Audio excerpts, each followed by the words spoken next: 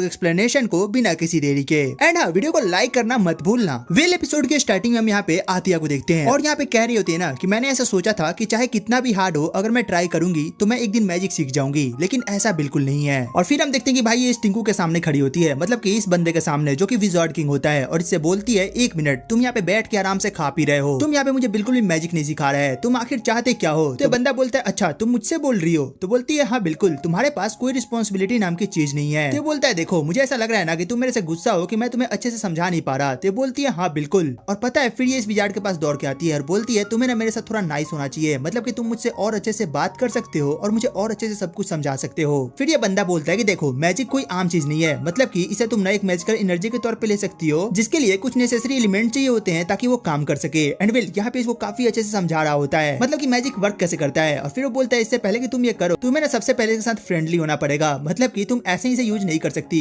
फिर ये बंदी ने इसको जोर से घूसा देती है और बोलती है बस करो, मतलब कि मुझे सीधे ये बताओ कि मैं मैजिक यूज कैसे कर सकती हूँ। एंड वेल यहाँ पे हम देखते हैं कि भाई ये काफी चीजें ट्राई तो करती है बट ये कुछ कर नहीं पा रही होती है। फिर अपना बंदा बोलता है कि ओ तुम ना काफी बड़ी जीनियस हो, मतलब तुमने काफी तरीके ट्राई कर लिए हैं बट तुम्हारा कोई भी तरीका वर्क नहीं कर पाया, क्या बात है। फिर ये बंदी बोलती है बस भी करो, हंसना बंद करो और मुझे सीरियसली बताओ कि आखिर मैं मैजिक यूज कैसे करूंगी, मतलब ये मजाक की बात नहीं है, तुमने मुझे हर चीज करने को कहा और मैंने वो हर चीज करा लेकिन कोई भी काम नहीं आया। तो ये बंदा बोलता है अच्छा रुको मैं तुम्हें अभी बताता हूँ। और फिर ये बोलता है देखो मैजिकल एनर्जी जो है ना वो एक ऐसी चीज है जिसके साथ तुम जन्म लेते हो और हर लोग इसको अलग तरीके से यूज करते हैं। अब जैसे कि तुम ये देख लो मैं इसे कैसे यूज करता हूँ, और ये यहाँ पे अपने मैजिक को यूज करके ना भाई खुद के लिए यहाँ पे चाय को बनाता है, मतलब कि ये देख के अपनी बंदी बोलती है तो अच्छा मतलब कि तुम इस तरीके से यूज कर सकते हो। तो बोलता है हाँ बिल्कुल, बट तुम्हारा यहाँ पे तरीका दूसरा होगा और तुम्हें ना अपने तरीके को खुद ही ढूंढना होगा, वरना अगर तुम यहाँ पे दूसरों का कॉपी करने के चक्कर में रहोगी ना तो वो कभी भी तुम्हारा नहीं हो पाएगा। फिर ये बंदी बोलती है क्या मतलब मुझे अपने लिए खुद से चुनना होगा, तुम क्या मुझे इसके बारे में कुछ बेसिक्स भी नहीं बता सकते, किस काम के टीचर हो यार। फिर ये बोलता है हाँ बिल्कुल तुमने बिल्कुल सही सुना, यहाँ पे तुम्हें खुद से इसको एक्वायर करना होगा। और इतना सुन के जो अपनी प्रिंसेस होती है ना वो बोलती है ये तो बहुत ही बड़ा काम है, मतलब कि इतना बड़ा मैं काम कैसे कर पाऊंगा। फिर ये बंदा बोलता है चलो मान भी लो कि तुम एक इडियट हो, फिर मैं तुम्हें यहाँ पे छोड़ दूंगा। और ये बंदी यहाँ पे ना भाई सोफे पे जाके से सामने मुंह फुला के बैठ जाती है। वेल इसके बाद सीन शिफ्ट होता है और हम देखते हैं कि ये यहाँ पे अपने फादर के सामने बैठी होती है और ये यहाँ पे ना केक को घूरे जा रही होती है। इसका फादर बोलता है क्या हुआ, क्या तुम्हें खाने का मन नहीं कर रहा। तो बोलती है नहीं बस मैं यहाँ पे अनार को ना मैजिक से छीलने का ट्राई कर रही थी। और ये सुन के ना जो यहाँ पे भाई इसका जो सेनापति होता है ना वो यहाँ पे हंसने लगता है। वो बोलता है कि ओ मुझे माफ करना, मतलब कि मुझे हंसना नहीं चाहिए था, मैं कितना बड़ा गधा हूँ ना। वेल इतना करके यहाँ से चला जाता है। फिर जो अपना बंदा होता है मतलब कि किंग होता है वो यहाँ पे केक को काट के एनेस्थेसिया के सामने रखता है और बोलता है देखो मतलब जितने भी लोग होते हैं ना वो अपने मैजिक को अलग अलग तरीके से यूज करते हैं, तो तुम्हें भी यहाँ पे अपनी मैजिकल एनर्जी को ना अलग तरीके से यूज करना सीखना होगा, मतलब कि तुम यहाँ पे कॉपी नहीं कर सकती। वेल इतना करने के बाद ये समझ जाती है कि हाँ यहाँ पे क्या चल रहा है। इसके बाद सीन शिफ्ट होता है और हम देखते हैं कि ये बंदी यहाँ पे बुक पढ़ रही होती है और ये बोलती है मैं बहुत ज्यादा थक चुकी हूँ। और इसके सामने अपना विजार्ड बैठा होता है और फिर ये विजार्ड बोलता है एनेस्थेसिया तुम्हारा ना मैनर्स बहुत ज्यादा बेकार है, मतलब कि तुम ऐसे कैसे कर सकती हो। फिर ये बोलती है नहीं बिल्कुल नहीं, प्रॉब्लम तुम्हारे टीचिंग के अंदर है। तो ये बोलता है अच्छा तुम्हें पता भी है मैं 400 साल पहले ना मैजिक की पढ़ाई करता था। फिर ये बोलती है ओ तो इसका मतलब ये है कि तुमने भी बिल्कुल ऐसे ही सीखा था। तो ये बोलता है हाँ बिल्कुल। फिर ये सोचती है कि अच्छा मतलब इसने तो काफी लंबा लाइफ जिया है ना। फिर ये बोलती है देखो मैं तुम्हें ट्रस्ट तो नहीं कर सकती कि मतलब तुम क्या जानते हो क्या नहीं, मतलब मैं तो ये भी नहीं जानती कि तुम कौन हो और कहाँ से आए हो और तुम्हारा जन्म कैसे हुआ है, तुम्हारा पूरा नाम क्या है और पता नहीं ये क्या क्या करती है। और फिर ये बंदा बोलता है देखो मैं बहुत बड़ा विजार्ड हूँ। तो बोलती है हाँ मैं वो जानती हूँ और उसके अलावा कोई और चीज। तो ये बोलता है नहीं बस इतना ही। तो ये बोलती है हाँ छोड़ो हटाओ मुझे जानना भी नहीं है, तुम बहुत ज्यादा ना बेकार बंदे हो, मुझे ना तुम्हारी जगह मिस्टर स्नोई के बेटे से ही बात करना चाहिए था, मतलब वो कितना ज्यादा अच्छा है, वो कितना ज्यादा अच्छे से सबको समझा सकता है, मुझे तो उसके बारे में सुन के ना काफी अच्छा लगता है। और ये जितने उसका तारीफ कर रही होती है ना भाई हम यहाँ पे इस विजार्ड को देखते हैं इसको अलग ही गुस्सा आ जा रहा होता है और फिर ये इसके पास आता है और इसको घूर के देखने लगता है। ये बोलती है कि क्या हुआ, मतलब कि तुम मुझे ऐसा क्यों देख रहे हो। ये बोलता है 1 मिनट तुम्हें उसके साथ दोस्ती बढ़ानी है ना, रुको मैं तुम्हें अभी वहाँ पे भेजता हूँ। तो ये बोलती है तुम्हारे कहने का मतलब क्या है। ये बोलता है 1 मिनट मैं अभी बताता हूँ। और भाई ये बहुत अच्छे से मुस्कुराता है और लिटरली इस पे मैजिक कास्ट करता है। एंड यहाँ पे हम देखते हैं कि भाई सीन शिफ्ट होता है और अपनी जो बंदी होती है यहाँ पे आसमान से गिरना चालू करती है और वो बोलती है कि ये क्या हो रहा है मेरे साथ, मैं यहाँ पे आखिरकार ऊपर से नीचे कैसे जा रही हूँ। और यहाँ पे ये गिरते हुए ना काफी चीजें सोचे जा रही होती है और तभी ये बोलती है कि अब मुझे क्या करना चाहिए, मुझे तो मैजिक भी नहीं आता कि मैं यहाँ पे खुद को रोक सकती हूँ, मुझे यहाँ पे कुछ समझ नहीं आ रहा कि मैं क्या करूँ। और फिर यहाँ पे आंख बंद करके ना गिरने लगती है एंड तभी हम देखते हैं कोई बंदा यहाँ पे आके इसको बचा लेता है और ये इसको लेके नीचे जमीन पे गिर जाता है और फिर बोलता है क्या तुम एक एंजल हो। और ये सुन के जो अपनी बंदी होती है मतलब की एनेस्थेसिया होती है वो थोड़ा शॉक्ड होती है। वो बोलती है कि आखिर ये बंदा बात किस चीज की कर रहा है। और फिर वो यहाँ पे नोटिस करती है कि अरे यार ये कोई और नहीं बल्कि उसी बूढ़े बंदे का ना यहाँ पे ये लड़का है। फिर वो बोलती है इस ल्यूकस को तो मैं छोड़ूंगी नहीं, एक बार मुझे वापस आने दो मैं इसे बताती हूँ। और फिर यहाँ पे बंदा बोलता है मुझे माफ करना बट क्या तुम एक एंजल हो। और ये सुन के जो अपनी बंदी होती है वो थोड़ा सा सरप्राइज होती है और यहाँ थोड़ा पीछे हट जाती है। फिर ये बोलता है कि अच्छा रुको मुझे लग रहा है कि तुम मुझसे डर रही हो। और फिर ये एक कदम और पीछे हटता है और बोलता है अब बताओ मैं तुमसे काफी दूर हो चुका हूँ तो क्या तुम एक एंजल हो? और फिर यहाँ पे जो अपनी बंदी होती है ना थोड़ा सोचती है, बोलती है कि हाँ मतलब मैं एक एंजल हूँ, तुम बताओ कि तुम कैसे हो। और ये मन में सोच रही थी कि यार कितनी ज्यादा एम्बेरेसिंग बात है, मतलब कि मैं यहाँ पे इससे झूठ बोल रही हूँ। और भाई जो ये लड़का होता है ना काफी तेज होता है, ये बोलता है कि ऐसी ब्लू आंखें सिर्फ एक ही लड़की के पास है,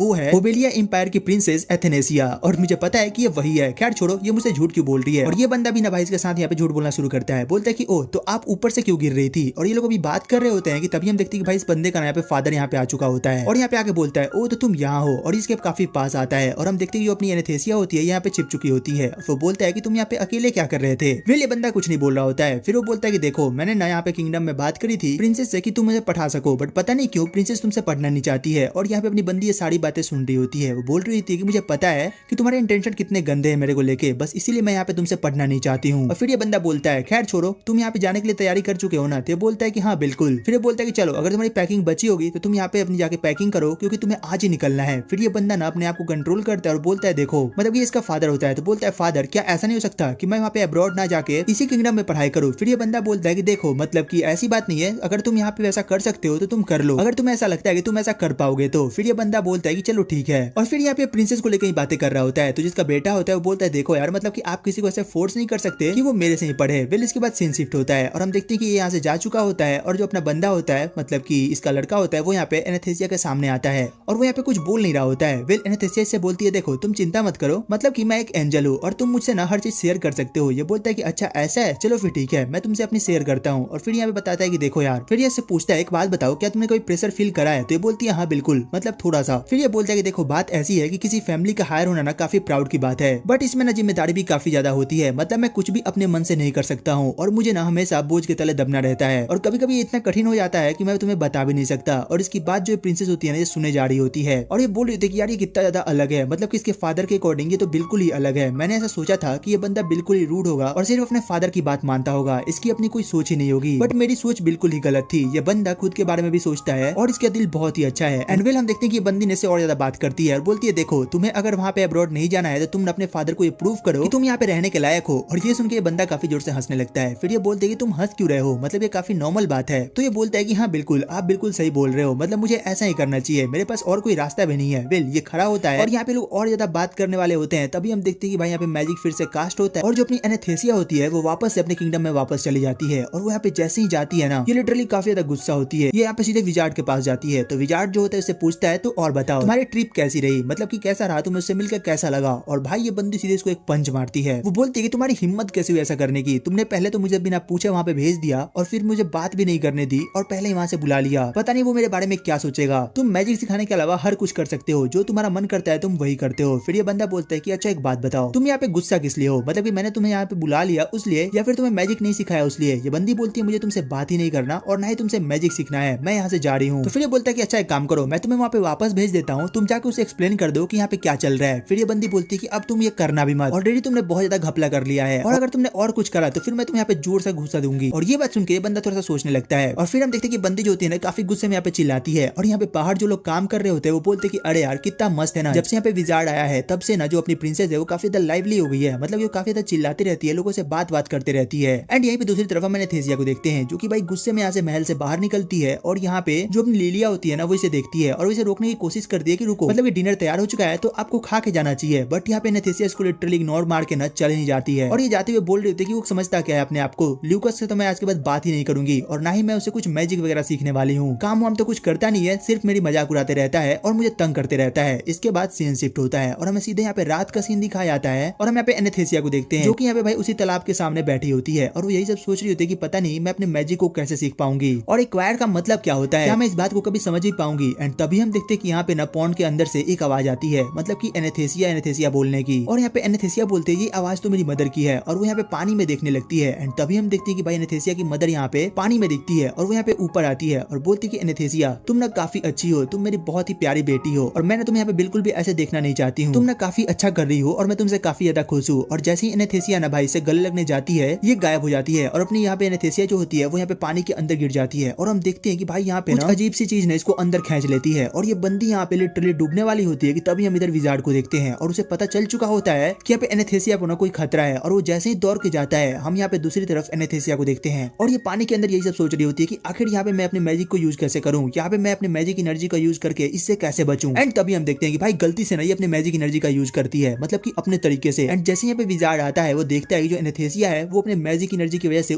पानी के ऊपर आ चुकी है, और वो यहाँ पे बाहर आती है और वो बोलती है कि ओ मतलब क्या तुमने देखा, क्या मैंने अपने मैजिक एनर्जी को एक्वायर कर लिया है। विजार्ड बोलता है कि हाँ बिल्कुल, तुमने यहाँ पे अपने मैजिक एनर्जी को एक्वायर तो कर लिया है, बट उस तरीके से नहीं जिस तरीके से करना चाहिए था। बट ये बोलती है वो सब छोड़ो, तुम ये बताओ कि क्या सच में ये मैजिकल एनर्जी थी। ये बोलता है हाँ बिल्कुल। और फिर यहाँ पे हम देखते हैं भाई एनेस्थेसिया ना काफी ज्यादा खुश हो जाती है और वो यहाँ पे अपने पास्ट को याद करने लगती है कि मतलब हाँ कैसे मैं वहाँ पे एक बार डूब गई थी, बट अब मैं ऐसे नहीं डूबने वाली, मतलब मैं अब अपने मैजिक का यूज कर सकती हूँ। और फिर यहाँ पे काफी ज्यादा खुश होती है और बोलती है ल्यूकस तुम हर टाइम बहुत ज्यादा एरोगेंट होते हैं, बट सच में तुम्हारी वजह से ही मैं यहाँ पे मैजिक को सीख पाई, तो तुम्हारा बहुत बहुत शुक्रिया। अब चलो हम घर चलते हैं क्योंकि यहाँ पे काफी रात हो चुकी है। फिर अपना बंदा बोलता है कि तुम्हें मेरे से डर वर नहीं लगता का? तो बोलती है क्या तुमसे और डर? नहीं बिल्कुल नहीं, मतलब तुम भी मेरे जैसे बच्चे हो। ये बोलता है नहीं तुम शायद भूल रही हो, मैं एक विजार्ड किंग हूँ। ये बोलती है तो किसका मतलब क्या हुआ, तुम मुझे मारोगे क्या? तो ये बोलता है नहीं मतलब मारूंगा भी नहीं। वेल इसके बाद सीन शिफ्ट होता है और हम देखते हैं कि यहाँ पे लोग वापस महल की तरफ आ रहे होते हैं और यहाँ पे लिलिया इन्हें देखती है और वो देखती है कि भाई यहाँ पे जो अपनी एनेस्थेसिया है वो पूरी तरीके से गीली हो चुकी है। वो दौड़ के आके बोलती है कि आखिर तुम यहाँ पे गीली कैसे हो गई? ये बोलती है अरे कुछ नहीं, मतलब कि बस मेरे ऊपर न कुछ घास वास गिर गया था, इसीलिए मैं यहाँ पे गंदी हो गई हूँ और गीली भी हो गई हूँ। एंड यहीं पे दूसरी तरफ हम देखते हैं कि भाई इसका फादर यहाँ पे पीछे से आ चुका होता है और वो बोलता है अच्छा तो ये बात है। खैर ये सब छोड़ो, तुम मुझे ये बताओ कि आखिर तुम यहाँ पे कौन सा मैजिक अभी सीख रही हो? और यहाँ पे एनेस्थेसिया बोलती है अरे यार मैं कैसे बताऊं, तुम बताओ ना। और यहाँ पे विजार्ड किंग भी अभी सोच ही रहा होता है। तभी हम देखते हैं इसके जो फादर होता है ना वो इन दोनों को हाथ में टांग के रूम के अंदर ले जाने लगता है और जहाँ पे प्रिंसेस होती है वो चिल्लाती है कि फादर बस मुझे एक बार छोड़ दो यार, अब से ऐसा बिल्कुल नहीं होगा। बट भाई यहाँ पे जो अपना किंग होता है ना इन दोनों को लिटरली टांग के कमरे के अंदर लेके चला जाता है। एंड वेल इसी के साथ ये एपिसोड यहीं पे खत्म हो जाता है। तो तुम कमेंट करके बताना कि तुम्हें एपिसोड कैसा लगा, इसकी एक्सप्लेनेशन कैसी लगी, और अगर अच्छी लगी हो तो यार एक लाइक एंड सब्सक्राइब करना मत भूलना। वेल तो चलो फिर मिलते हैं तुमसे एक और नई वीडियो एक और एक्सप्लेनेशन के साथ। तब तक के लिए टेक केयर, गुड बाय।